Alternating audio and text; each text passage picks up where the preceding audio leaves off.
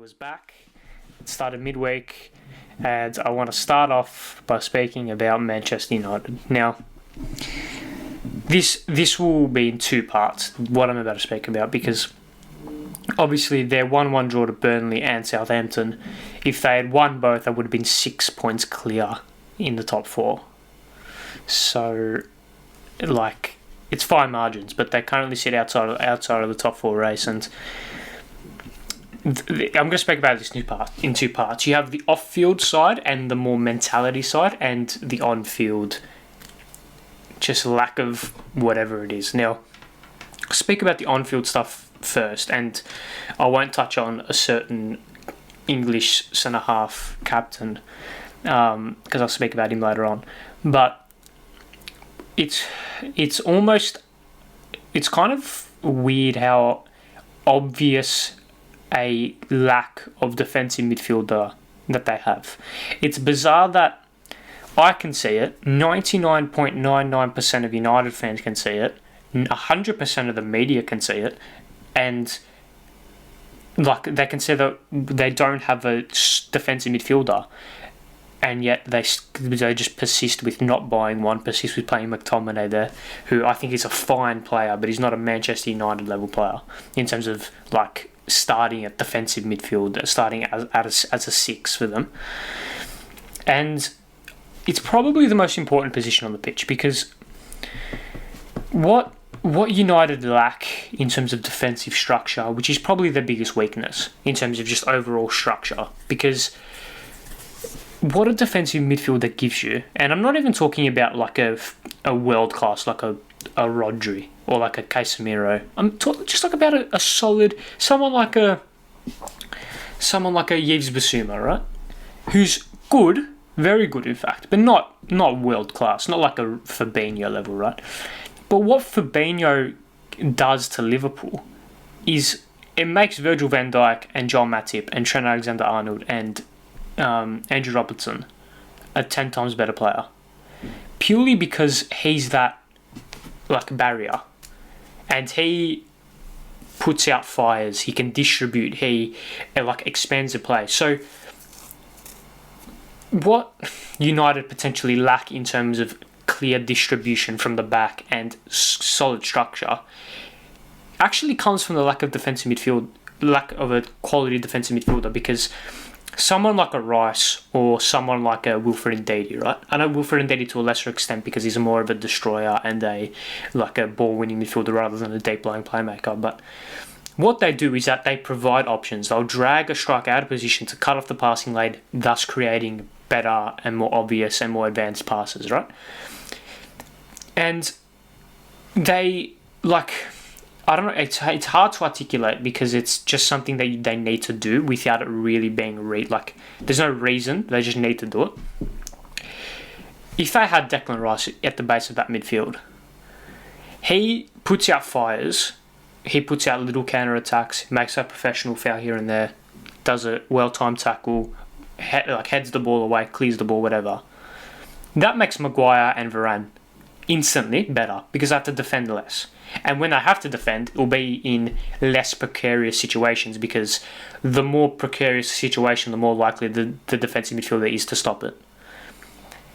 And not only that, on the ball, someone like a Declan Rice will present, he'll drop deep, he'll create a threat at the back, he's well versed in carrying the ball forward, and it allows Maguire especially, and I don't want to speak about him specifically too much because I'll speak about him a bit later, but it allows him and Varane to just be simple, to just play simple passes, simple 5-yard passes here and there, and then maybe they can take the ball up. Because Maguire and Varane are good ball carriers. They might not be the best ball playing centre-backs, but they can't spray 40-yard balls like a Virgil van Dijk or a David Luiz.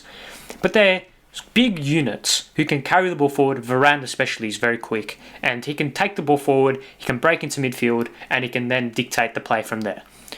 That you can only do that if a defensive midfielder drops in. What Scott McTominay does and what Fred does, and I don't think Pogba's a defensive midfielder, so I won't put him in this bracket, right, is they hide. They hide behind the defender. They don't present. If they do, they just present for a bounce back. They don't really create. And if United get Declan Rice, I think that could be the missing piece of the puzzle, especially if they get someone like an Erik ten Hag or even a Zinedine Zidane, because he's so versatile and he's so good at adapting to situations where he can be that ball playing defensive midfielder 1 second and then bring out like an N'Golo Kante like a defensive performance the next. And I'm not saying Declan Rice is the answer. I'm saying he could be the answer. And I'm not even saying that Declan Rice is the only midfielder they can get, because a certain Brazilian who went to Newcastle is probably the defensive midfielder they should have got. And I've said that for a long time. I think he was the man that United got, and if they'd got him, he could have been as influential as Bruno Fernandes was, because he is that good and he was that perfect for that defensive midfielder role. Now, obviously that's the defensive side out of the way. Now, they had something like 80 shots for 4 goals in like the last 4 games or something like that.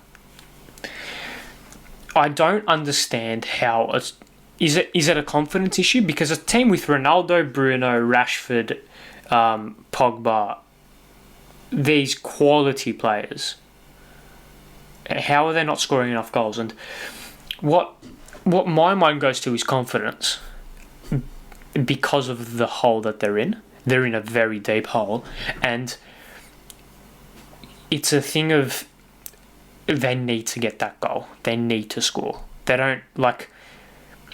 Any athlete in any walk of life will always say they perform their best when they're calm, and when they play off instinct, and they don't overthink things. What I saw, especially in the Southampton game, was their forwards overthinking every scenario, every counter-attack, every one-on-one. They were overthinking it.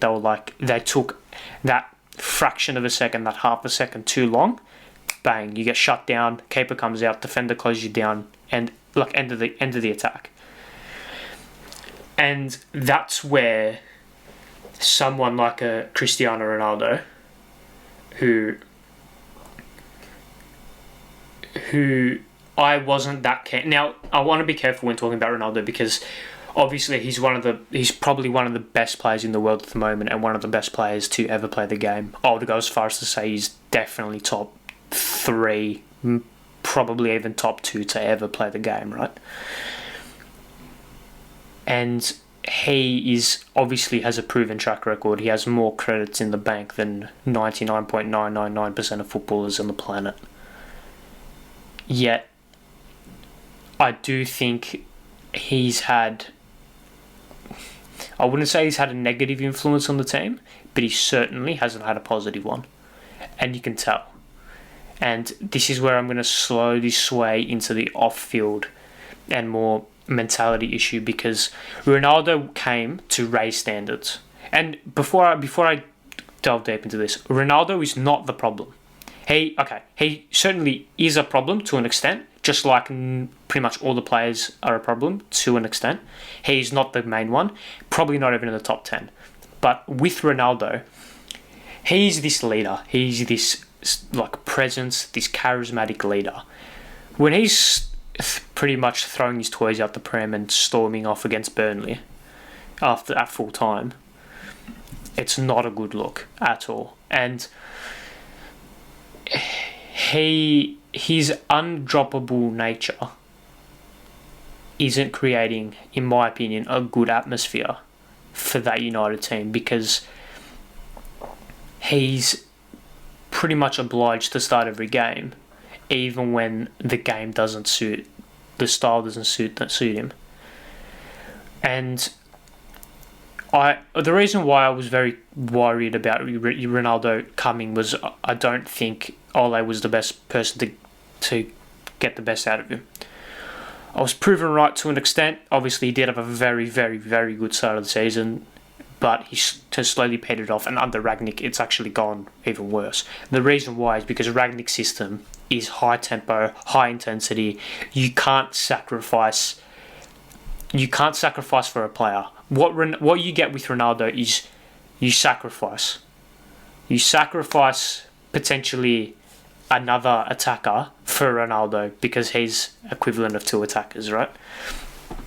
And why he was so good at Real Madrid, Juventus to a lesser but still real extent, was Zinedine Zidane in particular. And even in his later years, he became, like, people would think that Ronaldo was in his prime when he was at Real Madrid the whole time. That's not true. Towards his latter stages of Real Madrid, he was what he is now. Granted, he was a little bit more mobile, yes, but he was what he is now. And when they played the Diamond, Karim Benzema was the most underrated footballer on the planet. And we've seen now just how good he is by how he's performing now. And Benzema sacrificed himself pretty much to allow Ronaldo to do what he does best. And you're not going to get that you're certainly not going to get that from Bruno. You're certainly not going to get that from Marcus Rashford. I think you will get that for Edison Cavani, but there's a whole different issue with him. You're not going to get that from Jadon Sancho. He's come for £70 million. I'm not sure he wants to be a off-the-ball pressure merchant, like, to put it in light terms.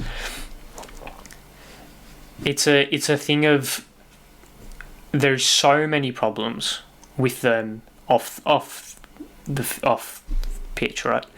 And with regards to Rangnick, right, I've always said when he was appointed, I was like, they've struck gold. Not because of his managerial ability. I think he's a fine manager. He'd probably be top 7 in the league, top 6 in the league, maybe 8, right?